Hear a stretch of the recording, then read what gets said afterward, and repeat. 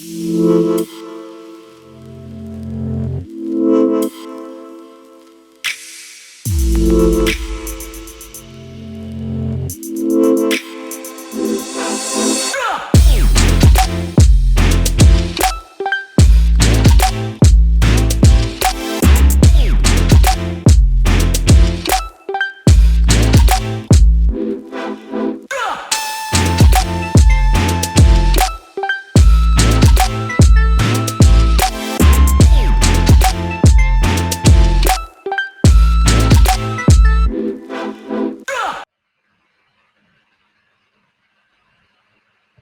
hello everyone.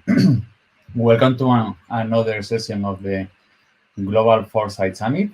This year is organized by the APF World Futures Review and Fast Forward. And for this session, we have now with us Thomas Boermans. Thomas is the head of foresight activities at E.ON, a European energy company. He has experience of 15 years of consulting in the fields of energy efficiency, renewable energies, and climate protection for companies. We're very happy to have you here with us, Thomas. Your views from your company are highly appreciated. So really happy to have you. Thanks. Super. Then I would say I'll take it from here. Hope you can see the screen. Yeah, looks like it. Yeah, super. First of all, thanks to the organizers for the invitation to speak here. I think it's a really nice format, also a quite impressive lineup of Foresight colleagues that has been put together. So it's really great to speak here. And of course, yeah, thanks out to you, to the audience, wherever you are at the screen somewhere in this world, to look into how we can do foresight, which is one of the topics of the conference, as it's put up, as I saw and discussed, that we're looking how are we doing it, how can we organize such things. And yeah, what I would like to do is actually shed light on how we can make foresight impactful.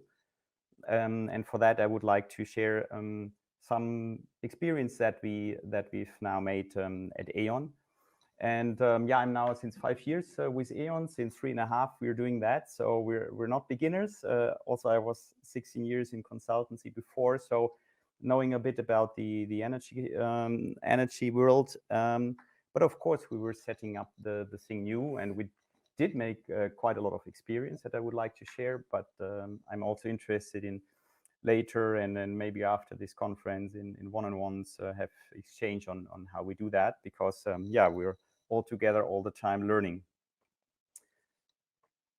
With that, without further ado, I think we will leave this first nice picture and go to the second one. And that is quite a central piece of the description of what we do. So we will rest a bit on this one, because now when we say we go, how do we make impactful foresight? We go through a few steps to achieve that. On the very left side, of course, we're looking out of what's happening in the world. So we're looking at the trends that are developing around us. And for that, we have an external view, obviously, where we look outside what's happening. But, and that's also very important, we look to the inside world, because E.ON is quite a big company. We have 70,000 employees. On the other hand, you might call it small. They're even bigger companies. But it's also, let's say, already working itself to get the connections to these colleagues and also get the knowledge that these people have and what's happening outside in the market. Then the next thing is we do create insights, let's say, from it. To do that, we're creating kind of anchor products that, let's say, develop over time and people can refer to, and that are more than information, already insights that people can work with. On the one hand side, we have our trend radar. We're not the first ones to have that, but that is then our trend radar tuned for E.ON, where we show topics that we think are important, relevant in the next 5 to 10 to 15 years. And that is one of the key things we're developing and keeping up to date all the time. And it describes kind of future opportunities or future risks that are approaching E.ON. On the other hand, we're doing something, you see it here in the middle, what we call energy transition drivers. So we constantly check what do we think is the key things that make the energy transition move. And we see that as clearly sustainability, which is not a new thing, probably. You expect that to happen with an energy company nowadays. But it's also the topic, the second one, on convenience. That stuff is really convenient for people to apply, or in a company environment really fits to business processes. And the third thing, which comes now also with Corona pandemic, is the resilience character, which all the time was there. People just assumed that, but nowadays it got clear that you cannot take everything all the time for granted, and that it's a real value and important thing to have resilient structures. And it also counts for the energy transition, that of course needs to be a resilient system as it transforms. And then certainly we have deep dives where we look into specific topics of interest. Might be topics from the trend radar that we find specifically interesting and have also pull from the business that we look deeper into. Now, and then certainly we go to the impact side, where you see we do this stuff not just for ourselves, let's say, but we work together with the E.ON board, bring the insights and knowledge to them. We work with the innovation teams to also get engaged with them about the future, and that obviously is something that innovation looks at as well. And it's about strategy development for the company as a whole and the business. And now you might say, okay, this sounds all easy, that's straightforward. We look at trends, we get some insights out of it, and then we create impact with these elements. Pretty easy thing. I would say, first of all, it's of course highly interesting. So I love to do that, but it's also a challenging endeavor. I mean, there's on the trend side, there's so millions of things you can look at. I think if you type in energy in Google, you will get around 9 billion hits or so. So what is it that we should look at? Another question is, when preparing the insights, you recognize there's so many opinions on the energy world and the world around it, how it evolves, what will be important, what directions will it take, what are the options at all. So under all these opinions, how do we form ours as a team and also as a company? And the third thing is, how can we create impact? Because it's one thing to say, yeah, we discuss this with the different teams, but it somehow has to stick. It has to be operational. People need to be able to do something with it.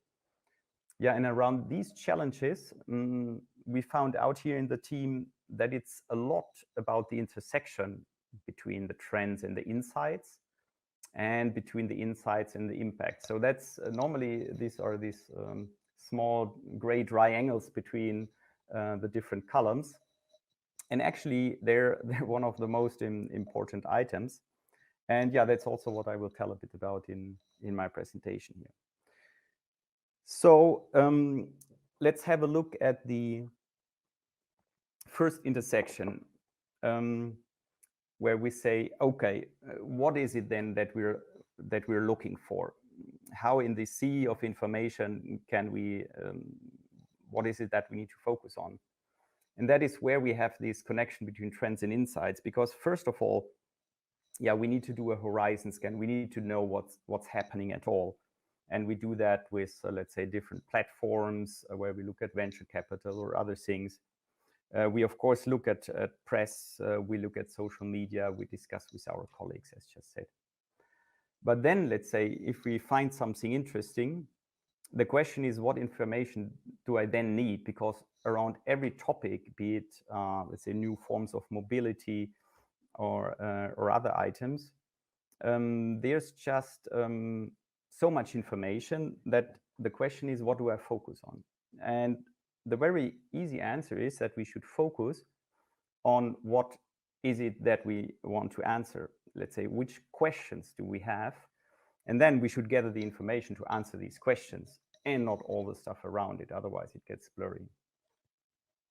So, but when saying we should look and gather information that we need for the questions that we have to generate the insights, then let's see what the questions are.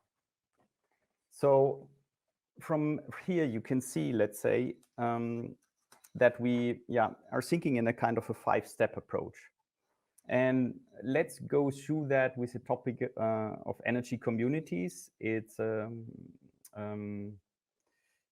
concept which is very much discussed in the EU at the time. So that's why I think it's a good example to go through here.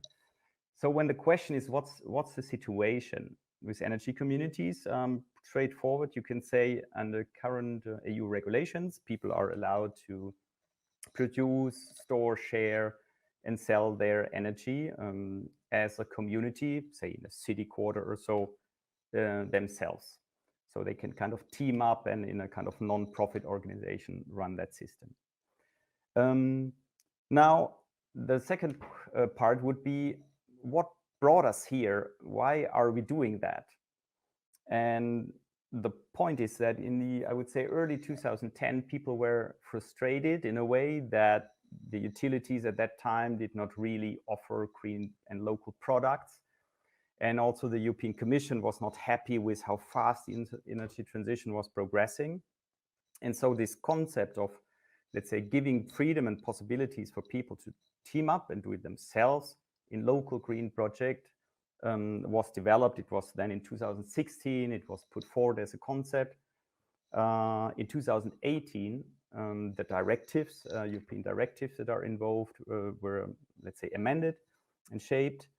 And then until end of last year, implementation of the, let's say, EU regulations, international law had to take place. And you already see that all of this takes time, and that's very logical, and this time should be given to such processes. But it's also clear that the original intentions, let's say, where people were frustrated and couldn't do what they would like to do at that moment, has of course also changed over time, because that's 5 to 10 years ago. So now see, next point, what drives the topic now? And if we look at that, we see, of course, things have changed. And let's say you see that today there are many green offerings out. So utilities and other companies, they offer green projects and sustainable and renewable projects for city quarters, for individual houses. All of this is there. So let's say this kind of frustration not to be able to do that is let's say, to partly, I would say, gone. On the other hand, let's say this community aspect, I think it's also there. People, let's say, want to engage, want to positively do something, maybe even broader and more than in the old times, I would say.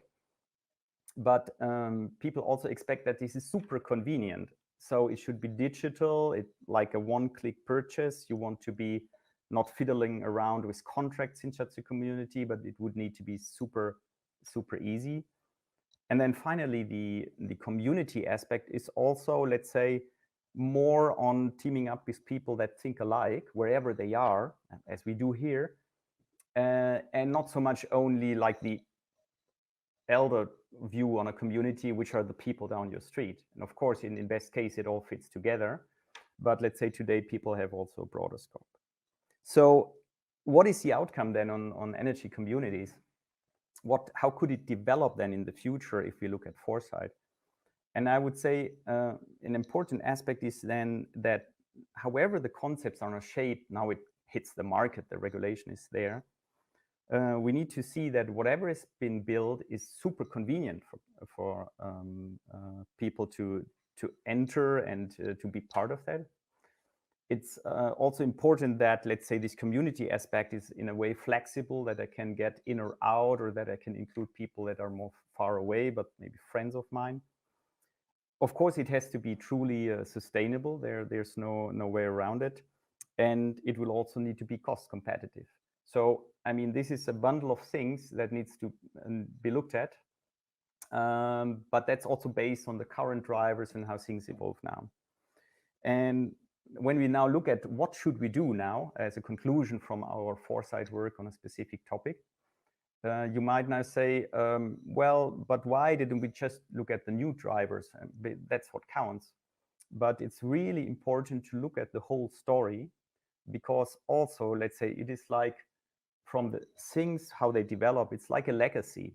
And it's also good. It is still there, people who started something, who have certain interests in it, who are pushing forward. But it's also good, let's say, to know who was involved earlier, who's involved now, because that adds a lot to the understanding of the issue and makes it easier to anticipate what could happen. And by the way, also, let's say, what you see is that the question is then, how do we do that, or why do we do that again? And that is also here, we want to create, let's say, an understanding, because also the leaders in our company and elsewhere, they don't want the information only, but important is to understand, because only then you can start to make your own thoughts and say, okay, maybe this influence I find larger than another one, so I can, let's say, work with the results.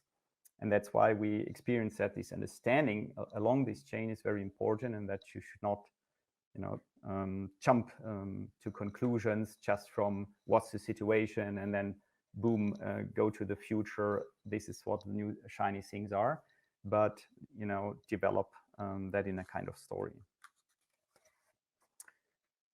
Then looking at the next intersection, that was about how we get from insight to impact. And now you could say, okay, I mean, we have now the insights. It's so interesting. So we should probably just put it out in the company, in the intranet or so, and people will look at it and it will be good.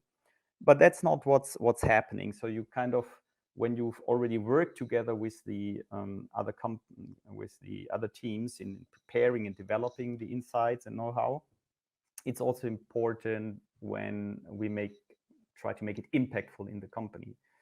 And on the one hand side, what we do then, we present on a regular basis our insights and conclusions to the E.ON board and supervisory board.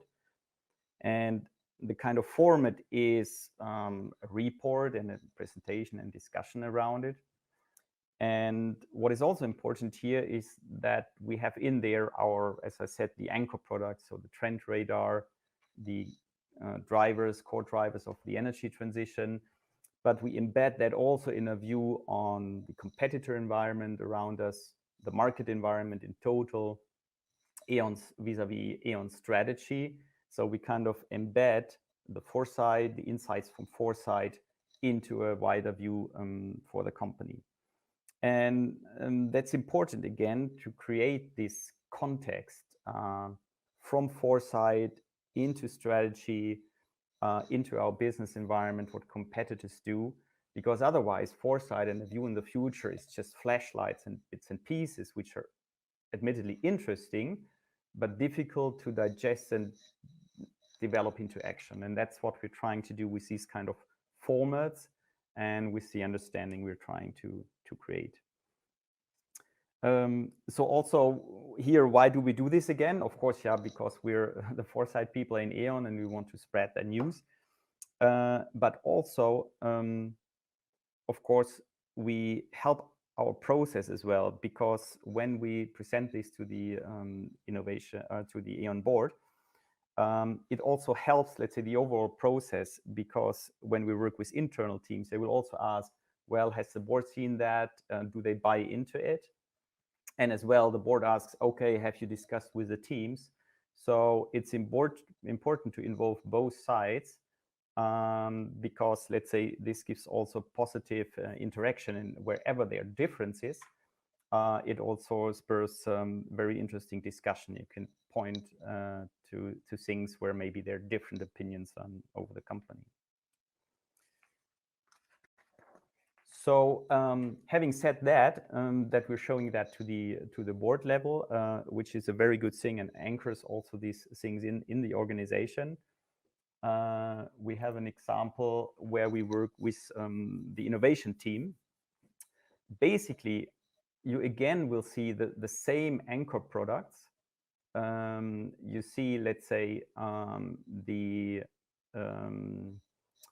radar themes that, or the radar topics that we have developed on our trend radar on the right side that go into a process and the current strategy and the core beliefs. And on the left side, you see descriptions, short description of innovation projects. In that case, of an innovation team that have certain projects, innovation projects. And we kind of checked and benchmarked for these projects, how do they fit with these themes on the radar? Are they within these themes or not? How do they fit with the current strategy? How do they fit with our view on the customer's needs in the energy transition? And let's say by benchmarking this, we on the one hand side could also check, are people, let's say, working consistently in the same direction? And also, let's say, it was not only, let's say, this is then good or bad, but also we discussed the projects themselves. For example, how to tune them then directly in a direction that fits, for example, better with these customer trends that we're seeing. And on the other hand, also the innovation teams have, of course, projects where we recognize we don't have that on our radar, so probably we should put it on. So it's also not a one-way street. Then also here, why again are we doing this? Of course, we want to create impact with our products, but also, let's say, it is visible that companies that are able to show a consistent link between the view on the future, how they see the future, the strategy, what to do in this future and how to add to it, the innovation activities, how to get there, and the business and the target operations of the company.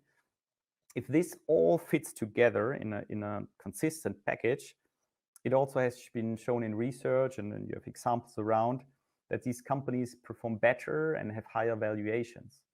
And this is not a, let's say, a hype that people say, yeah, this is a better company then. But it's also just based as people, let's say, from a customer side, when this is a clear story from beginning to end, and you have clear-cut and consistent offerings to add to these, it's much more compelling. At the same time, the company can work with more focus on a long-term target while being flexible in how to achieve that.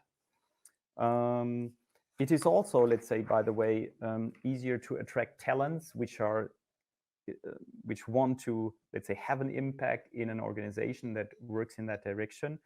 And last and absolutely not least, it's also creating a stronger link for the staff that is already in the organization to, let's say, contribute to this future.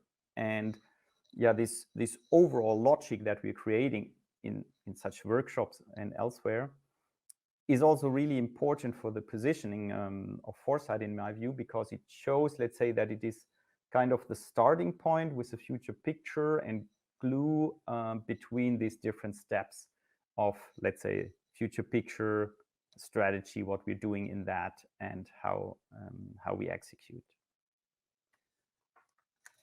So that now was quite some information, but let me summarize a bit. And returning to the questions in the beginning, or the parts in the beginning, the different sections, when we say, okay, what should we look at? So the recommendation would be, yeah, scan broadly, find the stuff that you think is interesting, but then, let's say, on the specific topics, go along your questions, try to answer these, and not dive into everything which is, let's say, out there on a specific topic. Otherwise, you might lose yourself. Secondly, on the insights stuff, build your own understanding and think in stories also. Not because you could say they're nice to tell, but it's also important because, let's say, sometimes people ask me, Thomas, what will happen? And I say, well, things will not just happen, but it's people out there which are working on their story. And so it's always decisions, it's always people who are thinking what would be the best way forward. So we're thinking in such stories and connect, let's say, how things come to a certain point and how they develop from there is really important. And lastly, creating impact is important. Using anchor products that do not, let's say, change all the time, but they are the same format, but they are updated, of course. And also, let's say, make sure that you fine tune the output for each and every audience. So the presentation and discussion with the board is a different one than the presentation and discussion like shown with the workshop for the innovation team. And it's important, let's say, that you hit these or that you have individual concepts to bring more or less the same content, but in different forms. Yeah, I would say this is for now. If you're interested for more around that, you might also look at, you can find me on LinkedIn, or you can just drop a mail or call. My contacts are on the screen. And as said, we're always interested how other people do foresight in their organizations. And yeah, thanks again, I said, for the organizers for this nice platform. Hope you enjoyed it and got some interesting insights. Yeah, and looking forward to future collaboration and discussion. Thanks a lot.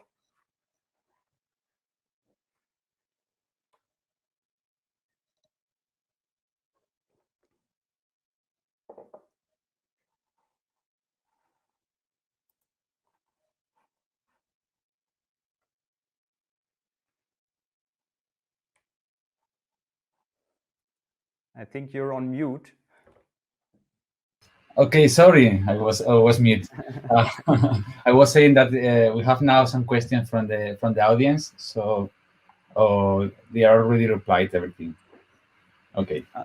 Okay. Sorry, I was still on the private chat, so seeing the information there.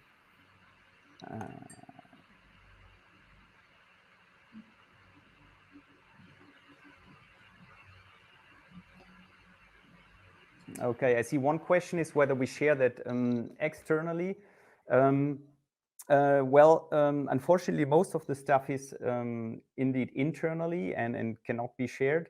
However, let's say, as on my LinkedIn profile, you will see a few links to articles that have been written externally. One is on renovation, one is on hydrogen and how it develops from my view, also in an international context. So you can look there. On the other hand, let's say the trend radar, we want to make public somewhere around the fourth quarter this year. We're still working on that, let's say, but we also want to share that to the outside. But also currently we're running an update process on it over the summer to update the content.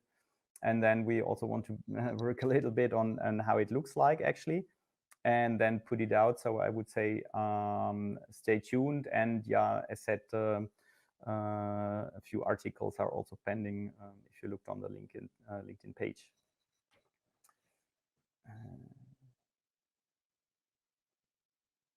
Then, yeah, it says here, how do you deal with people's limitation on imaging more radical or creative futures, even non-existent one? Yeah, good question. I would say it comes from the understanding. What we recognize is if you just say, yeah, for example, let's go into charging cars.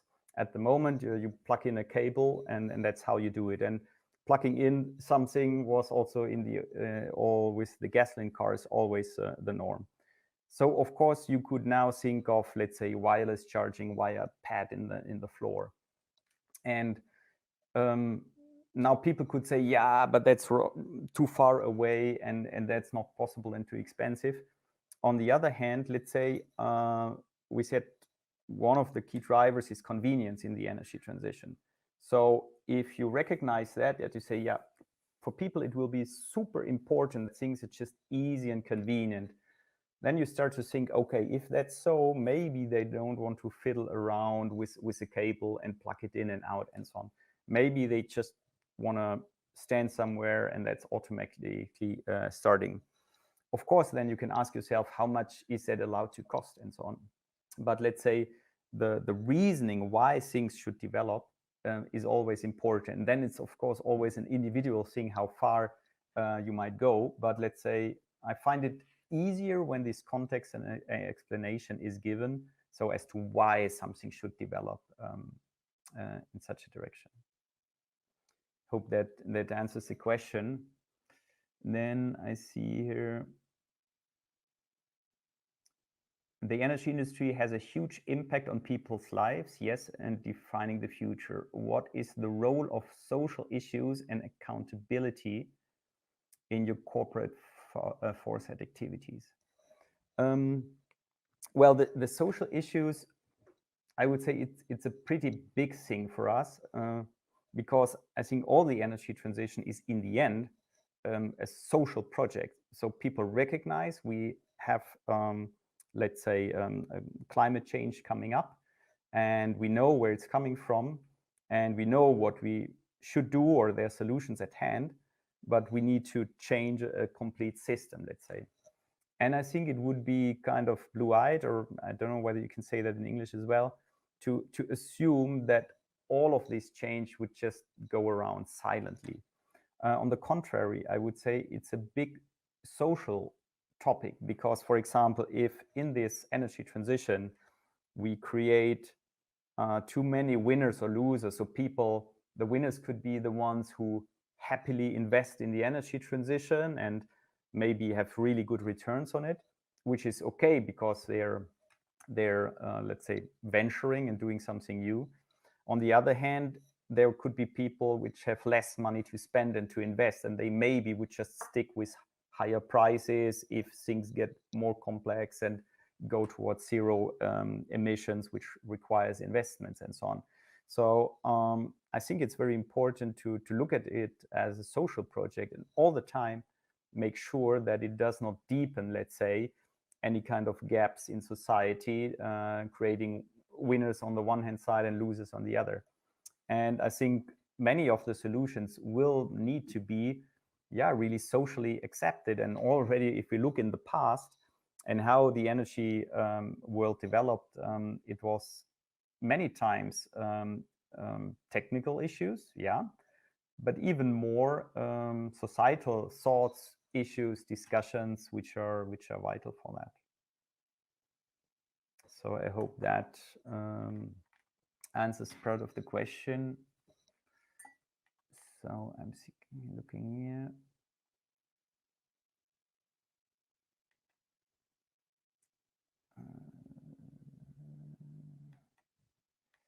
Now I hope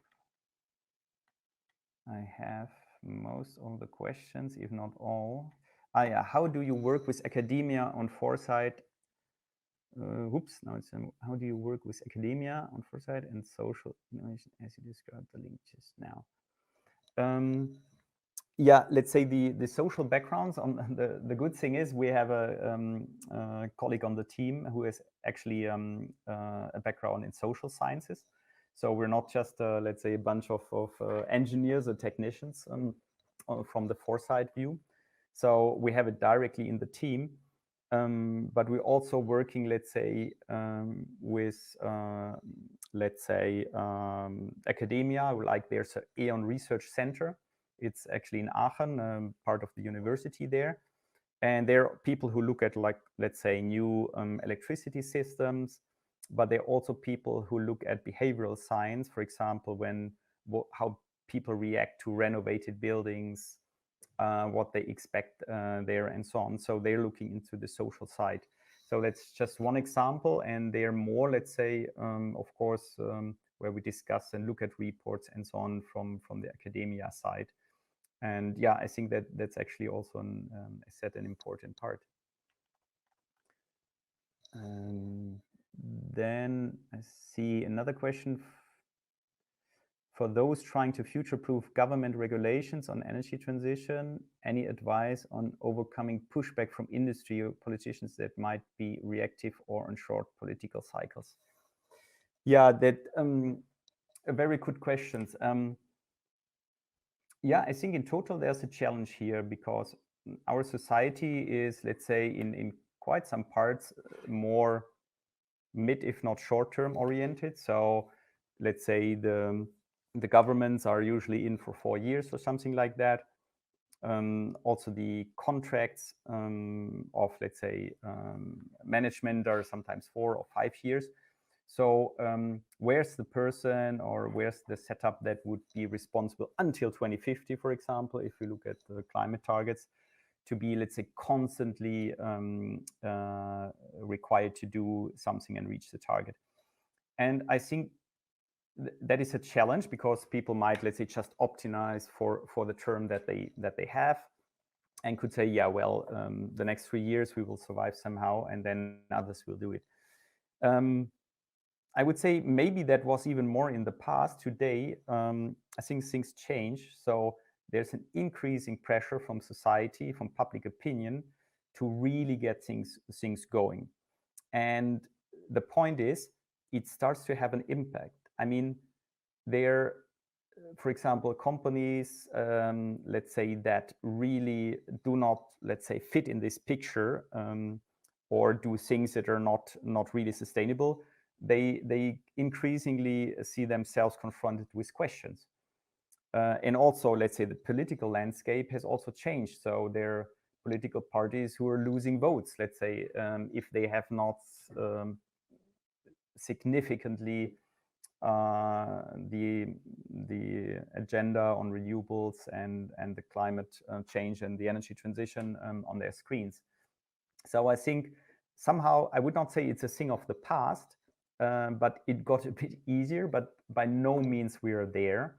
And I think that is also why it's important to create in policy, let's say, binding intermediate targets, something like that, to get along, and also for companies to have something like company ratings, assessments that, let's say, have a longer term view and kind of make clear that each and everybody who's in charge of some of the steps until 2050, I would say, needs to contribute at least what is envisaged for this time span. And I think that push and that transparency got clearer.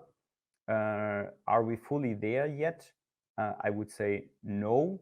And hopefully maybe foresight and looking ahead and making clear the connections and how it all works together can add a bit to that.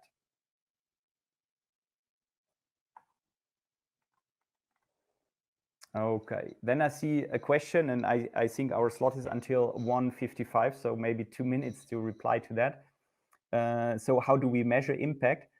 Yeah, the impact, let's say, from our foresight work is indeed, let's say, via the formats we do. So what we expect in our targets is, for example, that we have structured interaction with the innovation teams, with the business team, with the board. And this has to be with, let's say, positive feedback. So that's the aim. So if we manage to get into this interaction structurally, not just by coincidence, but planned in suitable formats, and then, of course, afterwards, we ask people, did you like it? Is there something you would like to change? And let's say, if that together happens, we're quite happy, I would say. I think, at least for foresight, we found this is a good way to measure it based on the happiness of the people that use what we're doing. Yeah, but we also all the time questioning ourselves how to do it properly and best, because it's also comparably new field. Like 10 years ago, people would have said foresight, what again is that? And that has really changed. So people start to think what it can do. But also, I think we also need to develop this understanding. And along with that, we probably also need to update and develop how we measure the impact. But for the time being, we do it like that. And so far, that worked quite well.